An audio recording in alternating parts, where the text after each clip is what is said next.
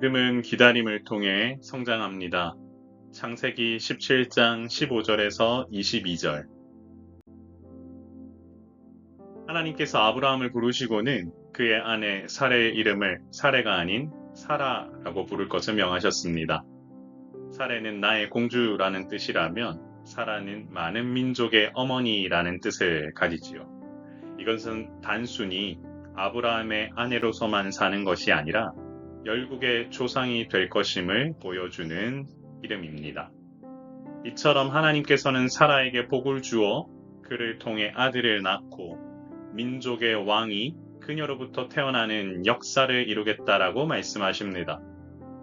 그러므로 하나님의 택함 받은 자가 누리는 축복은 상상을 초월합니다. 왜냐하면 하나님께서는 반드시 언약을 성취하시는 분으로 택한 백성을 통해 구원 역사를 이루어 가시는 분이시기 때문입니다. 하나님의 택함을 받았다는 것 자체가 하나님의 역사에 동참하는 은혜의 수혜자가 되었다라는 사실을 기억합시다. 하나님의 약속에 대해 아브라함은 엎드려 웃습니다. 그의 웃음은 긍정적인 의미보다는 인간적인 불가능에 대한 조소가 섞여 있었다라고 보여지는데요.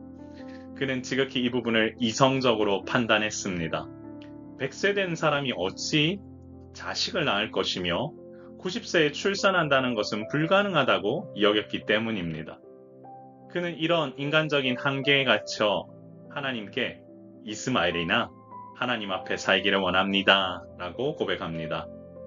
이처럼 하나님의 택함받은 백성이 가장 피해야 할 것이 하나님의 능력을 자기의 이성적 한계에 가둬서 생각하는 것입니다. 하나님은 결코 우리의 생각 안에 갇히는 분이 아니십니다.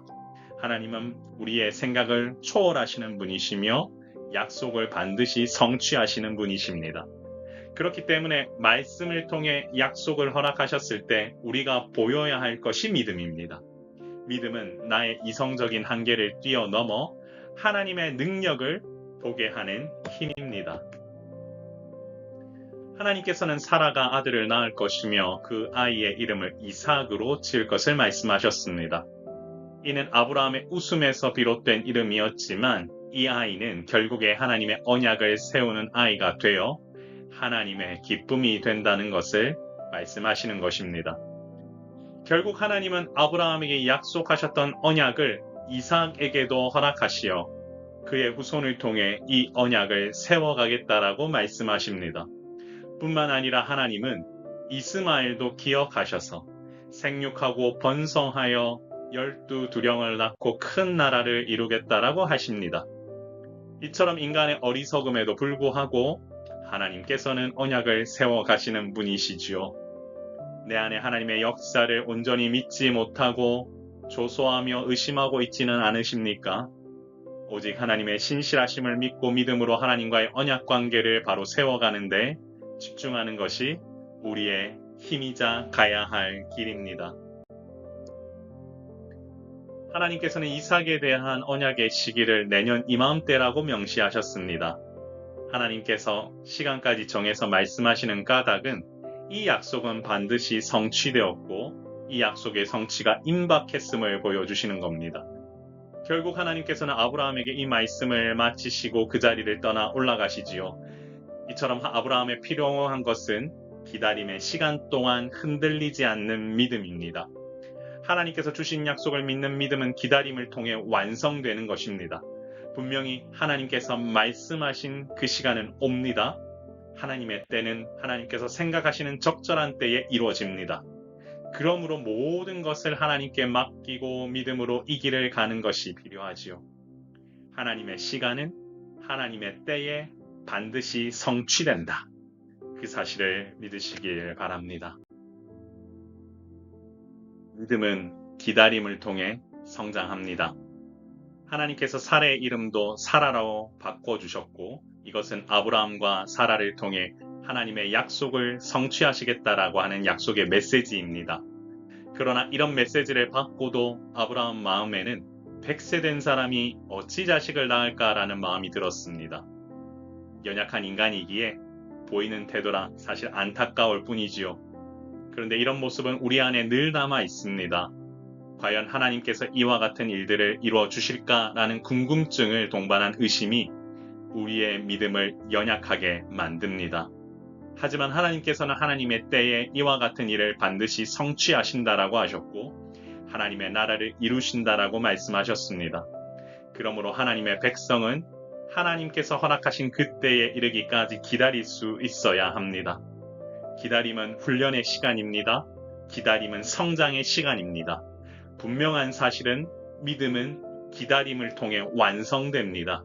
그러므로 하나님께서 행하실 때를 기다리는 것, 그것이 당신의 믿음을 성장시키고 당신이 하나님 앞에서 자라나는 힘이 된다라는 사실을 기억하시길 바랍니다. 우리 다 같이 기도하겠습니다.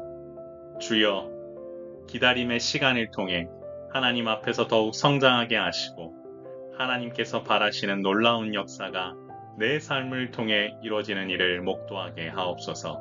자, 기도합니다. 존귀하신 하나님 아버지 은혜를 감사합니다. 이 땅을 사는 동안 하나님의 온전한 역사를 기억하며 믿음으로 나아가는 우리 모두가 되길 원합니다. 주님, 주께서 부으시는 은혜가 우리의 삶 가운데 흘러넘칠 때 우리가 믿음으로 반응하게 하시고 우리의 이름을 사용하셔서 하나님께서 부으시는 하나님 나라의 확장 가운데에 사용토록 우리를 인도하여 하셨사오니 주여, 우리가 주님께서 행하시는 일을 목도하며 주님께서 승리하시는 부분들을 바라보며 나아가는 오늘 하루가 될 수 있도록 인도하여 주옵소서.